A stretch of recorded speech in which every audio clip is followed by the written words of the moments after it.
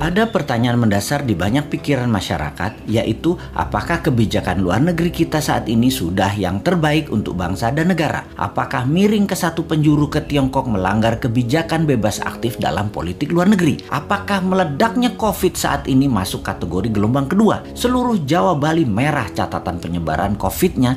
Ada apa ini? Apakah karena 2 juta orang mudik lebaran kemarin? Atau ada tangan globalis yang masuk? Menjawab pertanyaan sederhana ini akan menjawab pantaskah jabatan 3 kali dilakukan dengan merubah atau mengamandemen Undang-Undang Dasar. Banyak yang mendukung jabatan 3 kali beliau karena merasa manfaat kehadiran beliau di jabatan tersebut. Namun, partai politik yang masing-masing sudah punya putra mahkota ingin juga sang putra atau putri mahkota menjadi orang nomor 1 atau nomor 2 di Indonesia. Strateginya adalah dukung 3 kali dengan syarat putra mahkota atau putri mahkota jadi orang nomor 2-nya. Kalau tidak, mereka tidak akan mendukung. Tetapi New Mind percaya diri. Walau diubah di amandemen Undang-Undang Dasar tersebut, jadi boleh jabatan presiden 3 kali dan incumbent melaju mencalonkan untuk ketiga kalinya, maka ini menjadi perjuangan menarik antara old mind incumbent versus new mind. Perjuangan melawan yang terbaik adalah kompetisi yang paling menantang. Rasanya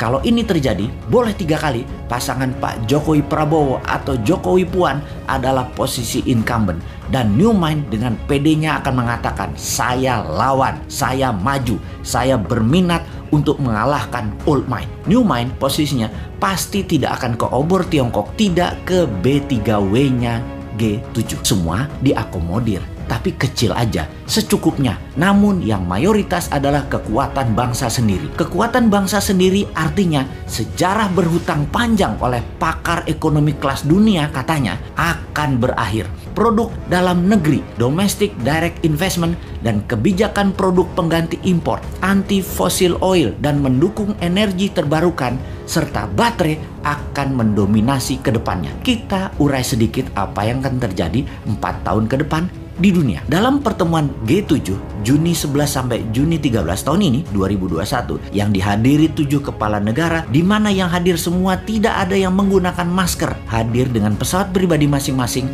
akhirnya mendapatkan kesepakatan. Kesepakatannya menarik dan media Indonesia untuk hal ini tidak digembar-gemborkan karena memang anti atau beda dengan kebijakan pemerintah saat ini yang miring jelas ke satu sisi, di mana di banyak negara ASEAN tidak terlalu miring ke satu sisi, tetapi tetap main 2 sisi, tetap main 2 kaki. Blok Barat dan Blok Tiongkok diakomodir. Karena media tidak menyorot, maka ya sudah, New Mind saja yang menyorotinya. Kebijakan G7 tersebut jelas anti BRI atau Belt Road Initiative-nya Beijing, anti strategi Debt Trap Economic Approach kolonialisasi 5.0 yang dijalankan Tiongkok ke luar negeri. Apa kebijakan mereka? Negara G7 ini, yaitu 7 negara besar di luar Rusia dan Tiongkok. Mereka, G7 atau Group of Seven, adalah organisasi 7 negara terbesar di dunia secara per kapita, secara gross domestic bruto. Negara-negara ini adalah Kanada, Prancis, Jerman, Italia, Jepang, Inggris, dan Amerika Serikat. G7 menyumbang hampir 60% dari kekayaan bersih global atau sekitar 317 triliun dolar. 42-46% dari produk domestik bruto atau PDB global dunia.